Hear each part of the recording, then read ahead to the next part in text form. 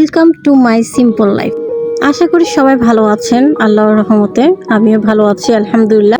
আজকে আমি নতুন একটা রেসিপি নিয়ে এসেছি, সেটা হলো নুডলসের স্যুপ।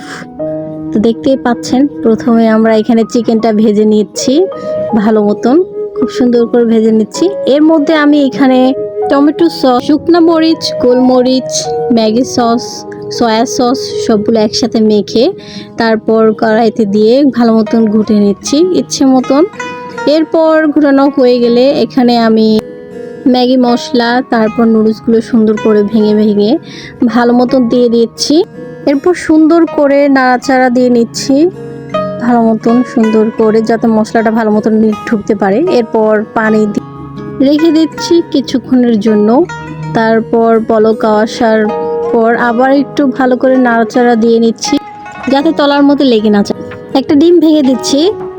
ভেঙে দেওয়ার পর এরপর চামচ দিয়ে একটু ভালো করে নাড়াচাড়া করে নেব, সুন্দর করে ভালো মতন সব জায়গার মধ্যে নাড়াচাড়া করে যাতে দলা পাকিয়ে না যায়। এরপর কিছুক্ষণের জন্য নাড়াচাড়া দিতে থাকবো। তারপর চিকেনটাকে এখানে আমি একটু খেয়ে দেখছিলাম যে আসলে ভাজা ভাজা চিকেন খেতে ভালো লাগে।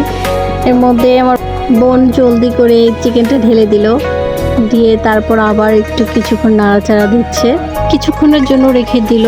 এখানে কিছু কাঁচামরিচ দিয়ে দিয়েছে আগে থেকে। এরপর এখানে ধনেপাতা দিয়ে দিচ্ছে সুন্দর করে। দেখেন কালারটা কত সুন্দর, জাস্ট ইয়াম্মি হয়েছে। এর মধ্যে আগে থেকে কর্নফ্লাওয়ার মেখে রেখেছিল একটা বাটিতে, যেই বাটিতে মশলা মেখেছিল, তো ওইটার মধ্যে দিয়ে সুন্দর করে ঢেলে দিল। দেওয়ার পর এখন নাড়াচাড়া দিচ্ছে। নামানোর আগে আবার একটু ধনেপাতা দিয়ে দিলাম। ধনেপাতাটা দিয়ে এখন সার্ভ করব।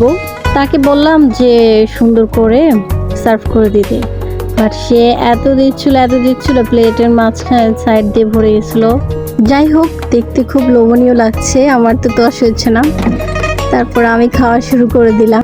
চিকেন স্যুপটা কিন্তু খুবই মজাদার, যারা এখনো বাসায় ট্রাই করো নাই একবার হলো এই চিকেন স্যুপটা ট্রাই করে দেখতে পারো। আজকের মতন এইটুকু। যারা আমার ভিডিওগুলো পছন্দ করো তারা প্লিজ আমার একটা ফলো অথবা শেয়ার দিয়ে রেখো, যাতে সবার আগে তোমার কাছে আমার ভিডিওগুলো পৌঁছাতে পারে।